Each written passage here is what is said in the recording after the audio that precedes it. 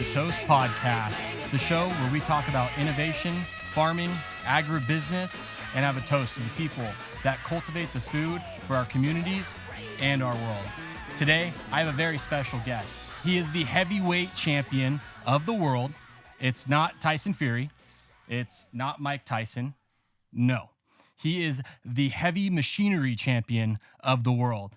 Let me introduce you to the CEO and my friend from Westside Equipment, Robert Huckabee.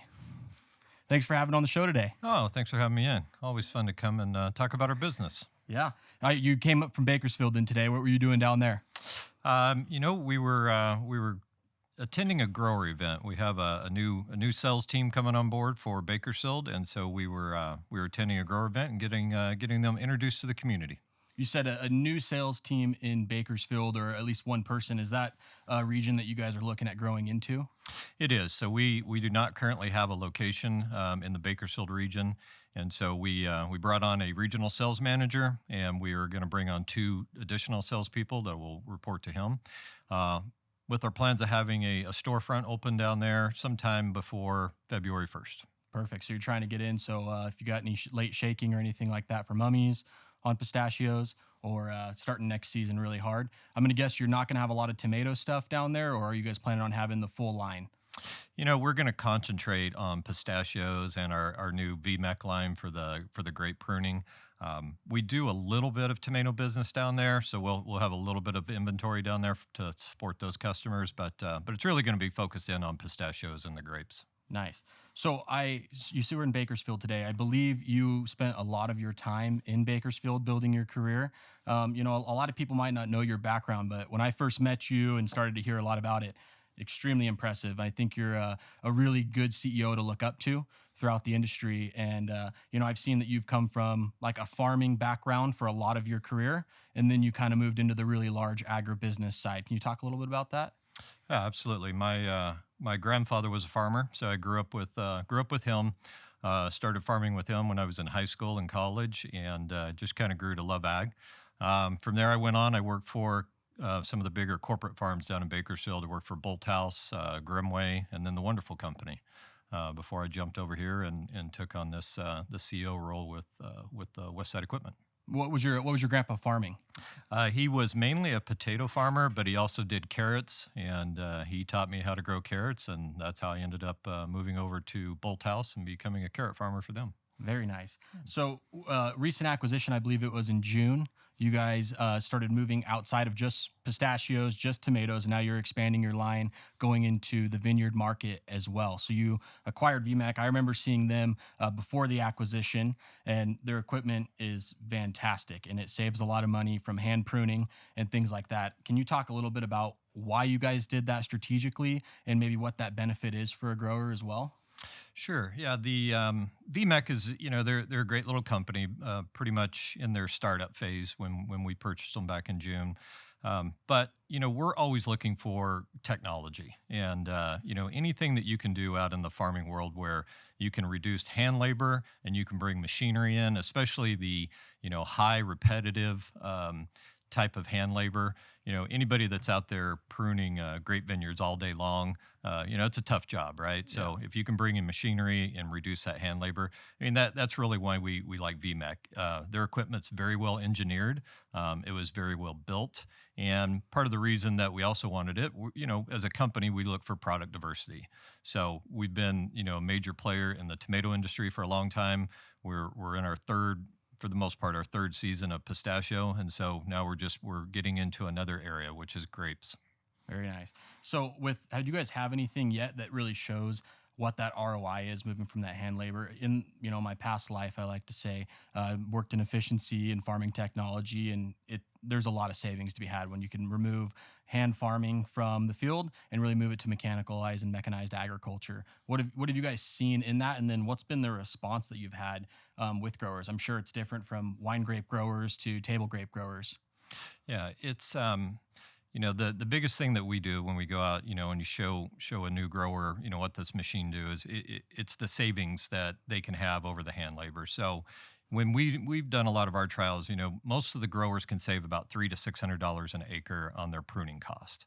And so, depending on how many acres they're doing, they can look at an ROI. Some of these guys can pay them off in as little as 18 months when they buy the VMAX chariot. So depends on how many acres, but it's doing two things. It's not only is it bringing them savings, but it's also allowing them to get through their acres pretty quick and not have to rely on the hand labor coming in. There's been labor shortages in California the last few years, and a machine doesn't call in sick, right? There's no worker comp issues, with a piece of equipment. So, not only do we show them the labor savings, but we also show them just the dependability of the VMAX chariot as well. Pistachios, it's your first year, or sorry, your third year going into pistachio harvest. And so what have you seen inside that market? I'm guessing you guys have learned a lot as you've probably took the world by storm coming out and becoming a really big competitor in that market. And I've seen you guys have just in the last 12 months, it has advanced that product drastically. When I look at the specs behind it, it's an unbelievable piece of equipment you guys have put on the market. What have you guys seen from growers coming back to you using that piece of equipment? We've learned a lot. The last 3 years, it's been fun, not only to bring the product or the equipment to market, but also to work with our growers on how to improve the equipment. One of the things that we do with our engineering team is, we put them out with our customers. We want to hear from our customers what they like and what they don't like about the equipment, and make improvements from there. And so we've done a lot of things. We've modified some of our equipment, as we're trying to make that evolution of the equipment. But one of the things that we have done is that we now design every single piece of equipment. So when we first started, we were doing the shaker receiver and a bolt cart. Well, now we have the entire line. So we have the elevators, we have the bank outs, bin carts, things like that. And now this year, this was the final season for adding equipment on. So now we added on the air conditioned cabs to all of our equipment as well. So you can either buy open air or you can buy air conditioned cabs. I prefer air conditioned cab, but I'm sure every worker in the field in harvest season, when it's 105 here in the valley, prefers the air conditioned cab. Yeah. I mean, I'm sure it's probably now been the best added feature for every worker out there driving it. And so, with that, I mean, I've heard from a little birdie that it's taken about 1,000 hours to make one tomato harvester. Do you have that same type of hands-on with making harvesters for pistachios as well? Yeah, it's not that much, but it's still pretty high. I think about the highest one that we get up is about 700 hours on a piece of equipment. The tomato harvester, that's a pretty complicated machine, and just a big machine in itself too. But our shaker receiver side of the pistachio equipment, it's a little more complex, and so those are pretty advanced pieces of equipment as well. Do you have any new technology that might be coming out on either the harvester or the pistachio sets at all for next year? We do, kind of like everybody else. Everybody's getting into driverless machinery, and the more AI you can have on equipment, the better off you are. And so we are working on some projects with that. We have some third-party companies that we're contracted with, where we're trying to get some of that technology brought into our equipment line. Probably the biggest one that we have going right now is that we have a new tomato sorter that's coming out next year, and so we worked with a third party on that. And so it's a true AI sorter with new camera technology on it, and it does a lot of features that. Talking about earlier about how we go out and we meet with our growers. So this is grower driven. So we've gone out and we ask growers, what features do you want on your tomato sorting machines? And so, guys want data collection, they want GPS, they want to, be able to, they want to be able to control them remotely, with an app and things like that. So customer speak, we want to deliver what they ask for. Nice. And you guys have a full engineering team in-house, just right here in Madera, correct? We do. Yeah. We currently have a 4-man engineering team. We also bring in some temporaries when need be, and we farm out a little bit of our technology sometimes whenever we need additional help, or we need expertise in a certain area. But no, all the equipment, like all of our pistachio equipment, has all been designed in-house, 100%.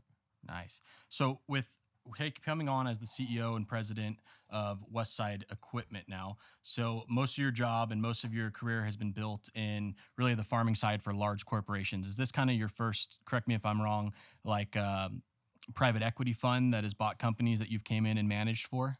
This is my second go with private equity. Hmm. I like this one a lot better than the first one I did. Yeah, and for me, coming out of the corporate side, one of the nice things about being with some of the large corporate farming companies is that you end up with your hands in a lot of buckets. So when I was at Grimway, I was in charge of like a lot of our shops. We built a lot of our own equipment, so I was able to get my hands kind of wet with building equipment back then. And so I did farming for the most part, but just being part of a big corporation, you get to touch a lot of areas. What do you think now? Did you go to Fresno State or were you Cal Poly? Where'd you go? Now, Cal State Bakersfield. So Cal State yeah, I'm a Bakersfield. business management major. Okay. So So for the younger audience listening, do you feel like there was anything you did in college that has really propelled you to where you're at in your career now? I mean, you've hit a lot of these milestones. Your resume is extremely impressive. You've had a lot of great success in your career. What do you think really propelled you kind of coming out of CSU Bakersfield to really get to where you are now? well, I would say two things. One, if you kind of wanted to do my path, I would have somebody actually go get a true ag degree. Um, Mine was a little unique. I mean, I grew up on a farm. I grew up with a grandfather that farmed, so I had plenty of farm experience, right? So then I was trying to get business management experience, which is why I went that route. Mhm. But Fresno State, you can't say enough good things about their program. Cal Poly, you can't say enough good things about their program either. So to me, that's where I would start. Get your degree, and you can get those summer intern jobs working on the farms, and just jump in. You got your PhD from growing up on a farm in ass whooping, then, right? Grandpa, dad were I over did. there. I did. Every Yeah. time you messed up, they made sure you knew. Yeah, yeah. One thing about family is that they're not the easiest on you, so you learn quick. Good. Do you guys have any internship opportunities for students at Westside? We do, and we do a couple different things. We always have an intern for our engineering program, and then we also, from a field standpoint, we bring in a lot of service techs that typically are college kids, and we train them up to where they can actually work on the tomato sorters. And they go out in the field and they do inspections on those, make sure that they're running right. But it's a good way, it's a good entry point to get in. That way they get some real live field experience. And we pay them. It's a long summer. They make good money, and the reason they make good money is that they work a lot of hours. But it's a good experience, and we do some other things too. We've brought in some sales associates and things like that. But really, that service tech side and our engineering side are the two that we constantly do every year. I know that you've only been at Westside for 3 years, correct? Correct. Have you had anyone that's been part of that internship program that now is still with the company and really been able to grow with the company since? The last one that we had was an engineer. He started off as an intern, and then following his internship, he actually worked for us for about a year, and then he went back into actual hands-on farming. So he went back and got a job as a farm manager, and he's working for one of our customers now as a farm manager. So good relationship with him as well. I bet he's the one that's not calling the 24/7 service supply, right? Because he already knows how to fix He everything, knows how hopefully. to fix it. Yeah, yeah. Good. So Yeah. he's just going to all the part stores and getting what he needs for the day. Absolutely. Yeah. So now that we're kind of coming to an end here in tomato harvesting season, what have you seen? I'm sure you're always up to date in the tomato market as it's a huge portion of your business. What have you seen for this year? Kind of what are we looking at into next year, maybe on contracts? Is the market going to stay strong? Yeah, 2023 has just been an incredible year. Pricing was up, 138 a ton. So farmers were able to make good money this year. We're seeing it. Guys are buying a lot of parts. Sales are good from that standpoint, and it's and it's also lending trends towards 2024 already. We're getting early orders in for equipment for 2024. So it's been a good season. I think we landed at about 246,000 acres, which is up from 2022. 2022 was about 228,000 acres. So market's up from that standpoint. Production is up. That always helps us, being a supplier. And right now they're saying that 2024 is looking pretty strong as well. So they're thinking it's going to be above 230,000 acres. So another good strong year.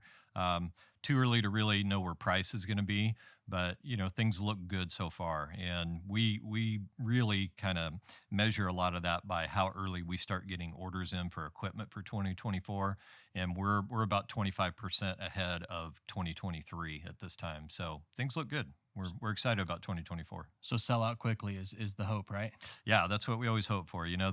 We only order so many engines for equipment, and we hope to sell them out every year, and things are looking strong to be able to do that this year. You guys also, it's not just new equipment too. I remember I was over at your guys' place and you guys do a lot of retrofit and revamping some old equipment because it's so hard to continuously make, so many tomato harvesters throughout the year. Is that a big portion of the business? And what does that look like if a grower wants to use it?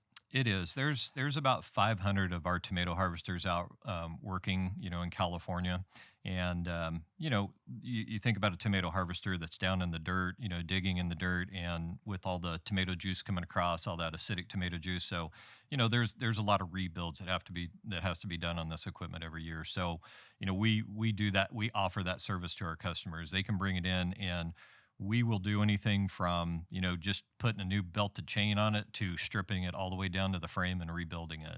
And this last year we did kind of a big array of that. We had guys that would come in and we'd throw a couple new belts on and away they would go. And we had two harvesters that we took down to the frame and then completely rebuilt them. So but it is a service that we offer, and for us as a company it's good business. So I think the audience always loves to understand who you are as a CEO. A lot of times we see CEOs, and what I've learned from you is that you're on the ground with a lot of your team members. You have a great team in place, but you're really an involved CEO at all levels and understanding the business. But I mean, who is Robert? What is the enjoyment on the weekends? Do you enjoy? I see you're a wine drinker, so do you enjoy that Napa Valley wine tasting on the weekend, or going over to San Luis Obispo? What does that look like for you? I do. My wife and I are both big red wine drinkers, so we enjoy going over to Paso and we enjoy going to Napa. But my weekends are typically spent at Shaver Lake. We have a house there, and so that's our weekend.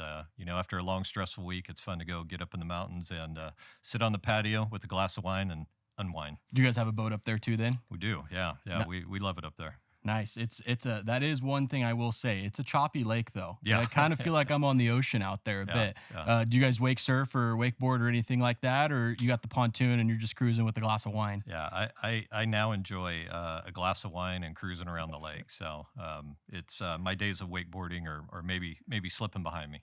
I've heard a little birdie said that you also are into some pickleball.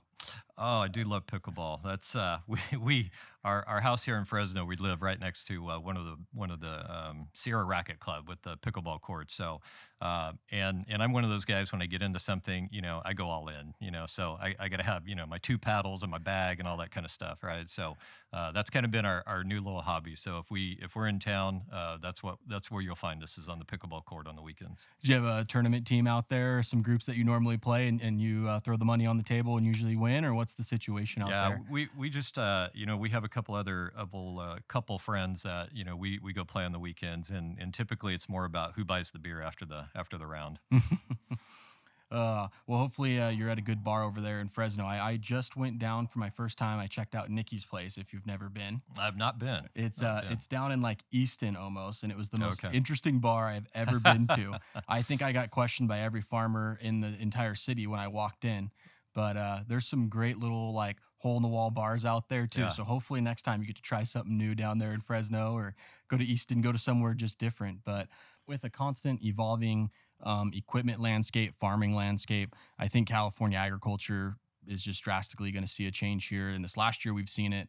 We're going to continue to see it as farming and operation costs continue to get high and go higher, as our cost of goods continue to go lower of what we're selling on commodity markets. What do you think like farmers can use or help to be informed when they're making decisions on buying equipment for next year? Well, I think a lot of it is, it's really market demand, right? So, you look at what's out there. I mentioned that 2024, they're looking to put a lot of tomato acres back in. We've seen the pistachio market, has softened a little bit, but we hear that exports are starting to increase, and so we hear volumes are starting to move again.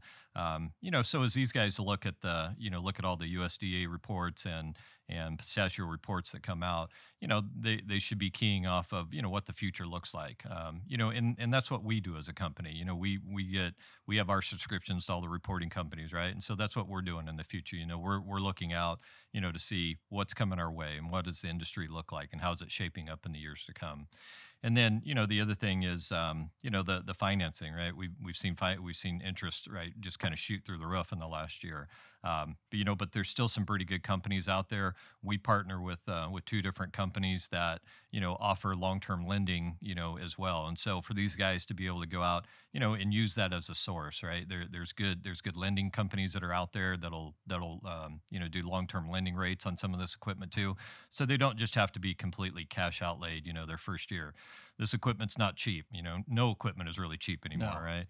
But for some of these guys that can get good, decent financing, and finance equipment over 3, 5 years, it helps them out significantly as well. With 24/7 service now, so I know it's something you guys offer inside harvest season, so it's not typically outside of the harvest season. That's kind of a seasonal thing from my understanding of the business. What does that look like for a grower? So they're calling Robert directly, right, at 2 in the morning, Absolutely. and they say, hey, my tomato harvester is down. Yeah. Robert, I need you out here in Woodland. Jump in the truck. Yeah. Is Yeah. that what it looks like for a grower, or what does that look like? Yeah, except my phone doesn't ring at 2 o'clock in the morning for some reason. I don't know. That do not disturb button goes off. But no, what we do is when the harvest kicks in, and for us, harvest typically kicks in around the 4th of July, and it normally goes through the end of October. During that time frame, our sales staff and our parts staff and our mechanics are all on call 24/7.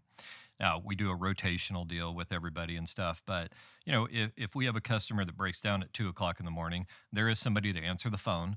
And if they need a part, we will meet them at one of our warehouses, one of our stores, and we will get them a part. We'll also deliver the part to them because we do deliver 85% of our parts that we sell, we deliver. And then the same thing, they can get a mechanic at 2 o'clock in the morning. Just this year, we had a big customer of ours. They burned an engine up right about 1 o'clock in the morning. And at 6 a.m., we had a brand new engine in that harvester, and they were up and running. And so that's something that we offer. And, that's not something that I started with the business. It's something that the original founder started, but it is a model that we've kept. We're doing it on our pistachio line, and we'll do it in our VMAC line as well, because we think it's one of the keys that makes our company different than anybody that's out there. So you say it makes you guys different. Is there anything else that sets you guys apart from any other competitors out there, whether it be in the pistachio market or the tomato market? Really, Westside Equipment is like the harvesting company for that. But is there anything that sets you apart from all your competitors out there? I think one of the things that we've really keyed in on is making equipment that is very workable. And what I mean by that is, we've stuck with, very, very standardized equipment. We run a John Deere engine, we run Proclaim wheel motors, things that are commonplace. We're a very hydraulic driven piece of equipment. So we didn't put a lot of electronics on there. There's not a lot of computers, things like that. So, we can take a basic field mechanic, can take one of our pieces of equipment apart in the field and put it back together, without having to bring out a laptop and do things like that. So we've tried to keep it to where, it's just raw horsepower and hydraulics that keep these things running through the field. And it seems like it's simple enough where companies that have shop managers and technicians inside can take care of a lot of the repairs themselves. Yeah, absolutely. I mean, we take care of all the warranty work with our team and our mechanics and stuff. But once you're past the warranty period, most companies they want to work on their own equipment. And it's kind of like we were talking about the other day in one of our meetings. It's kind of like an older John Deere tractor, right? The old John Deere tractors. You could tighten the belts on them, you could pull the alternator off. Things of that nature. So we've tried to keep it simple, keeping that in mind that most of the mechanics that are out there in the field really are not pulling out a laptop and plugging it into a sensor bank or anything like that. So if you can make it workable and you can keep these guys with what we call uptime, where that equipment is never down in the field, that's our goal. Perfect. Well, I appreciate your time today. I mean, I think growers listening to the podcast and anyone will really see that the whole company really has a grower-driven approach to everything that you guys do, with everything you're developing in the future, with everything you guys have developed, making sure that things are simple. Maybe it won't be the flashiest with a computer going in it and having to check for diagnostics, but it's simple for growers to use and it keeps them moving in the field. Raw horsepower. And so, today I just want to have a toast with you to future growth of Westside Equipment as you guys continue to expand everything that you guys do. And thank you again for coming on. And a toast to you, my friend. All right. Thank you.